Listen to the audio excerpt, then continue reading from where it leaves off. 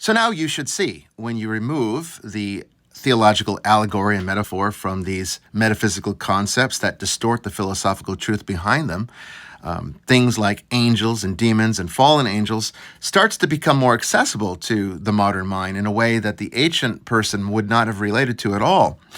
This helps us to apply things like psychology and scientific methodology to some of these things that are largely considered pseudoscience in that paranormal sense. Well, let's now understand fallen angels, again, back in breaking it down to being complex cosmic energy patterns of an incorporeal nature, that some are aligned to the creative principle that manifests things into reality, and some are aligned to the reabsorption principle that takes that energy back. And then that becomes the energy for creation in the future. Okay, this is this constant ebb and flow, this sort of cosmic life cycle, if you will. Okay.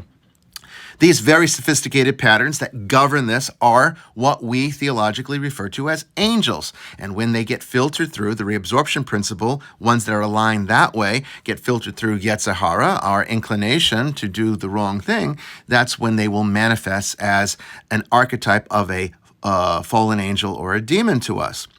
But not every energy system in the universe is as sophisticated as an angel.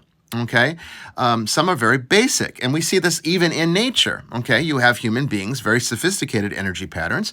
You have higher animals, very intelligent creatures like whales, any higher life form.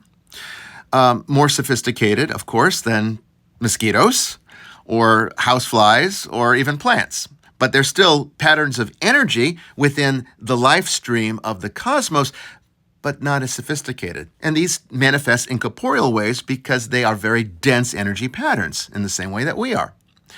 But there are also spiritual forces, from our vantage point, which are incorporeal energy streams that are very basic and nowhere near as sophisticated as an angel, that also manifest in the cosmos at the incorporeal level.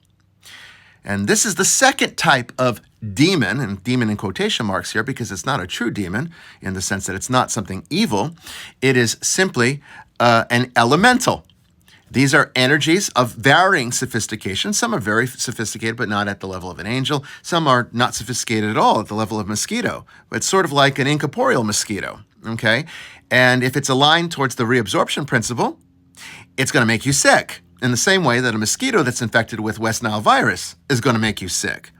That's the second kind of demon that we encounter that sometimes has to be removed from people with an attachment.